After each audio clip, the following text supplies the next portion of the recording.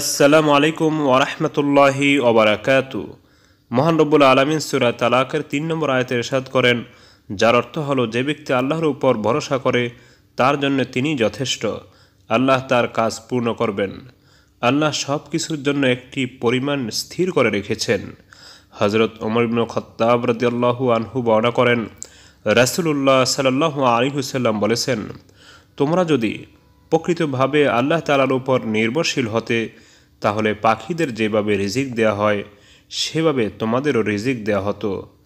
এরা সকালবেলা খালি পেটে বের হয় এবং সন্ধ্যাবেলায় ভরা পেটে ফিরে আসে। সুপ্রিয় দর্শক, আল্লাহ রাব্বুল আলামিনের উপরে আমাদের প্রকৃত অর্থে ভরসা করতে হবে। হযরত আনাস ইবনে মালিক রাদিয়াল্লাহু আনহু থেকে বর্ণিত, তিনি বলেন, এক গ্রাম্য ব্যক্তি নবী সাল্লাল্লাহু আলাইহি সাল্লামের দরবারে উপস্থিত হয়ে বলল, হে আল্লাহর রাসূল, আমাকে কিছু কল্যাণ শিখিয়ে দেন। নবী সাল্লাল্লাহু আলাইহি সাল্লাম তার কথা শুনে তার হাত ধরলেন। তারপর বললেন, তুমি বলো, সুবহানাল্লাহ ওয়ালহামদুলিল্লাহ ওয়ালা ইলাহা ইল্লাল্লাহু আল্লাহু আকবার।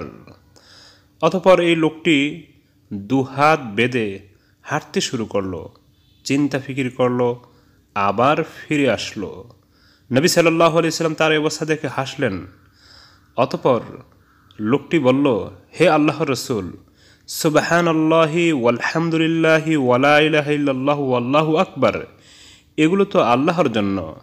এগুলির মধ্যে রয়েছে আল্লাহর পবিত্রতার বিবরণ, আল্লাহর প্রশংসা, আল্লাহর একত্বতার ঘোষণা, আল্লাহর বরত্ব। তাহলে এগুলি তো শুধু আল্লাহর জন্য, আমার জন্য কি? নবী সাল্লাল্লাহু আলাইহি সাল্লাম বললেন, হে গ্রাম্য ব্যক্তি, যখন তুমি বলবে সুবহানাল্লাহ, আল্লাহ বলবেন, আমার বান্দা সত্য বলেছ। যখন তুমি বলবে আলহামদুলিল্লাহ, আল্লাহ বলবেন, আমার বান্দা সত্য বলেছ।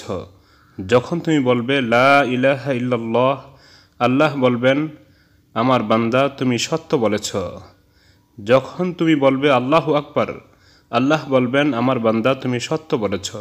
এরপর যখন তুমি বলবে আল্লাহুম্মা গফিরলি, অর্থাৎ হে আল্লাহ, আপনি আমাকে ক্ষমা করে দিন, আল্লাহ বলবেন, আমি ক্ষমা করে দিয়েছি। অতঃপর তুমি যখন বলবে আল্লাহুম্মা আরহামনি, অর্থাৎ হে আল্লাহ, আপনি আমার প্রতি দয়াশীল হন, আমার প্রতি দয়া করুন, আল্লাহ রাব্বুল আলামিন বলবেন, আমি দয়া করে দিয়েছি।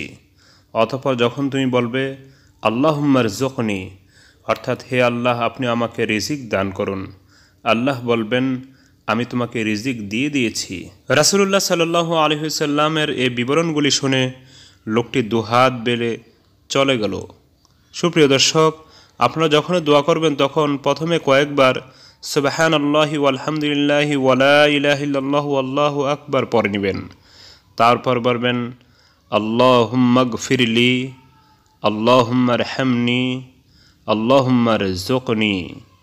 এরপর আপনি আর যদি কিছু বলতে চান নিজের ভাষায় বলবেন, ইনশাআল্লাহ আল্লাহ রাব্বুল আলামিন কবুল করবেন। আশা করি বিষয়টি বুঝতে পেরেছেন। আমিন। আসসালামু আলাইকুম।